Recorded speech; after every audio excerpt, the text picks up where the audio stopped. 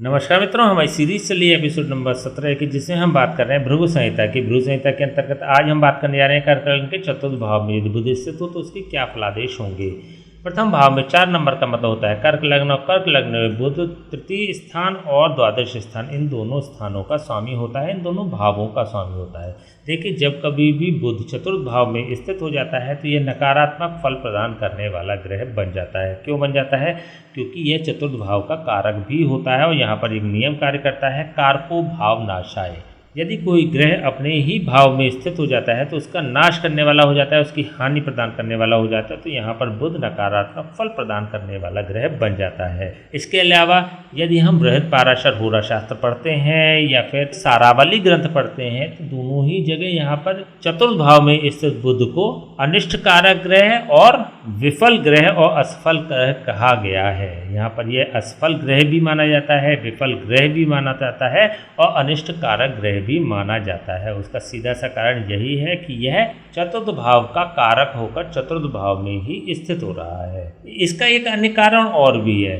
अन्य कारण क्या है कि यदि हम काल पुरुष की कुंडली की कल्पना करते हैं तो काल पुरुष की कुंडली की कल्पना करते समय हमें यहाँ पर एक राशि प्राप्त होती है। इट मीन्स कि मेष लग्न प्राप्त होती है। मेष लग्न से यदि चतुर्थ भाव को देखें तो चतुर्थ भाव में कर्क राशि स्थित हो जाएगी और कर्क राशि बुध की शत्रु राशि होती है। बुध विशेष रूप से कर्क राशि में बैठकर नकारात्मक ही फल प्रदान किया करता है। तो यह भी एक कारण है कि इसको चतुर्थ भाव में असफल ग्रह और विफल ग्रह कहा गया है। यदि हम इसको तृतीय भाव के सापेक्ष देखते हैं, यह तृतीय भाव से द्वितीय स्थान पर स्थित हो रहा है। देखिए, जब कभी भी कोई भी ग्रह अपने स्थान से द्वितीय स्थान पर स्थित हो जाता है तो उस संबंधित भाव की वृद्धि करने वाला बन जाता है। तृतीय भाव होता है मेहनत का, पुरुषार्थ का, संघर्ष का और प्रयासों का। तो जब कभी भी यह भाव अत्यधिक बलवान हो जाता है तो व्यक्ति के जीवन में संघर्ष, मेहनत और प्रयासों को बढ़ा देने वाला हो जाएगा। तो यहाँ पर व्यक्ति की मेहनत, परिश्रम, पुरुषार्थ को बढ़ा देने वाला ऐसा बुध बन जाता है। देखिए, यहाँ पर तृतीय भाव एक मृत्यु स्थान भी होता है। जब हमने लघु पारिषद की आपसे चर्चा करी तो आपको बताया था कि अष्टम भाव एक मृत्यु स्थान होता है और अष्टम का अष्टम अर्थात तृतीय स्थान भी एक मृत्यु स्थान होता है। तो यहाँ पर एक मृत्यु स्थान का स्वामी एक केंद्र भाव में स्थित हो रहा है, एक अत्यंत शुभ भाव में स्थित हो रहा है। तो ऐसी स्थिति में यह चतुर्थ भाव को भी पीड़ित करने वाला बन जाएगा। चतुर्थ भाव होता है सांसारिक भोगों की उपलब्धता का कारक भाव, वाहन, भूमि और भवन को प्रदान करने वाला होता है चतुर्थ भाव। तो यहाँ पर वाहन, भूमि और भवन के सापेक्ष यह नकारात्मक फल प्रदान करने वाला बन जाता है। व्यक्ति के जीवन में सांसारिक भोगों के एस्पेक्ट्स में संघर्ष को बढ़ा देने वाला हो जाएगा। यदि हम द्वादश भाव के सापेक्ष बात करते हैं, द्वादश भाव का स्वामी अपने स्थान से पंचम स्थान पर स्थित हो रहा है। देखिए, यहाँ पर भी द्वादश भाव जो होता है वह पृथकतावादी भाव माना जाता है, व्यय का भाव माना जाता है और खर्चे का भाव माना जाता है। जब द्वादश भाव का स्वामी चतुर्थ भाव में स्थित हो जाता है तो चतुर्थ भाव की हानि करने वाला हो जाएगा। तो यहाँ पर भी द्वादश भाव के सापेक्ष यह चतुर्थ भाव को पीड़ित करने वाला बन जाएगा। स्पेशली माता के स्वास्थ्य को भी यह विशेष खराब करने वाला ग्रह बन जाता है। माता को बुध से संबंधित रोग प्रदान करने वाला हो जाएगा। बुध के रोग होते हैं कंठ, नाभि स्थान, नस और त्वचा से संबंधित रोग। तो इनमें से किसी भी रोग होने की संभावना प्रबल हो जाती है। व्यक्ति की मां को इस प्रकार के रोग होने की संभावना बन जाती है। यदि हम इसके कारकत्व की दृष्टि देखते हैं तो बुध चतुर्थ भाव और दशम भाव इन दोनों भावों का कारक होता है। चतुर्थ भाव के सापेक्ष हमने बात कर ही ली। यहाँ पर एक नियम कार्य करेगा, कारको भाव नाशाय। इट मीन्स कि बुध चतुर्थ भाव की हानि करने वाला होगा, उसका नाश करने वाला होगा। यदि हम दशम भाव के सापेक्ष देखते हैं तो दशम भाव का कारक अपने स्थान से सप्तम स्थान और कुंडली के चतुर्थ भाव में स्थित हो रहा है। यह एक शुभ योग बनाने वाला हो रहा है। केंद्र भाव का स्वामी केंद्र भाव में स्थित हो रहा है। तो ऐसी स्थिति में ये प्रोफेशनली व्यक्ति के करियर को बूस्टअप कर देने वाला हो जाता है। व्यक्ति को प्रोफेशनली एक अच्छा पदवी प्राप्त होता है, एक अच्छा डेजिग्नेशन भी प्राप्त होता है, उसका कर्म क्षेत्र बेहतर होता है, प्रोफेशनली करियर वेल सेटल्ड होता है। यहाँ पर यदि हम बुध की दृष्टि की बात करें तो बुध अपनी पूर्ण दृष्टि से और सप्तम दृष्टि से दशम भाव को ही देख रहा है। देखिए, जब कभी भी कोई भी ग्रह अपने कारक स्थान अथवा अपने राशि स्थान को पूर्ण दृष्टि से देखता है तो यह उस संबंधित भाव की रक्षा करने वाला हो जाता है, उसको प्रोटेक्शन प्रदान करने वाला बन जाता है। तो यहाँ पर दशम भाव की रक्षा करने वाला, उसको प्रोटेक्ट करने वाला भी बुध बन जाएगा।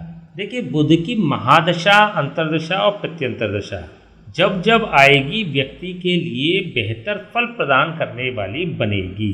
क्यों बनेगी? क्योंकि यहाँ पर एक सिद्धांत कार्य करता है कि जब कभी भी किसी अशुभ भाव का स्वामी किसी शुभ भाव में बैठ जाता है तो वह संबंधित भाव को तो अशुभ कर देता है लेकिन स्वयं शुभ हो जाता है। तो यहाँ पर चतुर्थ भाव को यह पूर्ण रूप से पीड़ित कर देगा लेकिन स्वयं बुध शुभ हो जाएगा। इट मीन्स कि यदि हम बुध की महादशा की बात करें 17 वर्ष की अवस्था अथवा बुध की अंतर्दशा की बात करें तो जब जब ये दशाएं आएंगी बुध बेहतर रिजल्ट प्रदान करने वाला होगा, लेकिन व्यक्ति को संघर्ष, मेहनत और प्रयास अवश्य करने पड़ेंगे। अत्यधिक संघर्ष, मेहनत और प्रयास व्यक्ति को करने पड़ जाते हैं, लेकिन आउटपुट जो आएगा आउटपुट बेहतर आता है। बुध जो होता है वह शीर्षोदय ग्रह भी होता है। शीर्षोदय का मतलब ऐसा ग्रह जो अपनी भोग दशा के प्रारंभ में ही फल प्रदान कर दिया करता है, शीर्षोदय ग्रह कहलाता है। तो यहाँ पर बुध एक शीर्षोदय ग्रह है। इसके अतिरिक्त चंद्रमा और शुक्र भी शीर्षोदय ग्रहों की श्रेणी में आते हैं। तो बुध, शुक्र और चंद्रमा तीनों ही शीर्षोदय ग्रह हैं, ऐसे ग्रह जो अपनी भोग दशा के प्रारंभ में ही फल प्रदान कर देंगे।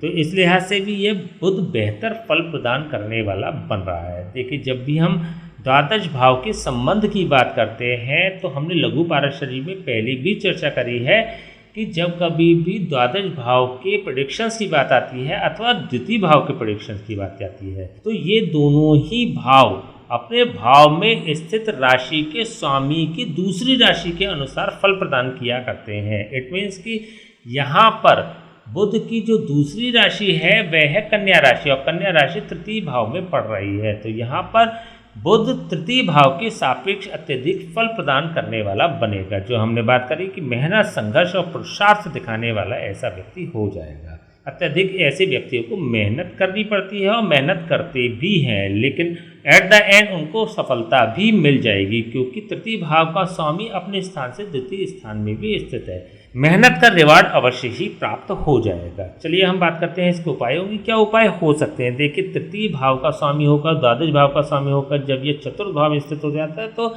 चतुर्थ भाव को पूर्ण रूप से डैमेज कर देता है। तो ऐसी आवश्यकता महसूस होती है कि इसका एक ऐसा उपाय किया जाए जिससे इसकी नकारात्मकता समाप्त हो जाए और सकारात्मकता बढ़ जाए। तो ऐसे में किसी योग्य ब्राह्मण से आप बुध के जाप और हवन करा सकते हैं। यदि आप ऐसा करा देते हैं तो फिर बुध बेहतर रिजल्ट्स प्रदान करने वाला आपकी कुंडली में बन जाएगा। इसके अलावा इसके नकारात्मक फल को समाप्त करने के लिए बुधवार से शुरू करके गाय अथवा बकरी को पालक भी आप खिला सकते हैं। 43 डेज लगातार खिलाइए। ये एक साइकिल होती है। जब ये साइकिल कंप्लीट हो जाती है तो ये पूर्ण रूप से बेहतर फल प्रदान करने वाला बन जाता है। और वैसे भी यदि आप बुध की महादशा, अंतर्दशा से होकर गुजर रहे हैं तो आपको लगातार ही गाय अथवा बकरी को पालक खिलाना चाहिए। ठीक है, तो चलिए आज हमने बात करी कर्क लग्न के चतुर्थ भाव में यदि बुध स्थित हो तो उसके क्या फलादेश होंगे। नेक्स्ट वीडियो हम बात करेंगे कर्क लग्न के पंचम भाव में यदि बुध स्थित हो तो उसके क्या फलादेश होंगे। तब तक के लिए हमें आज्ञा दीजिए। नमस्कार।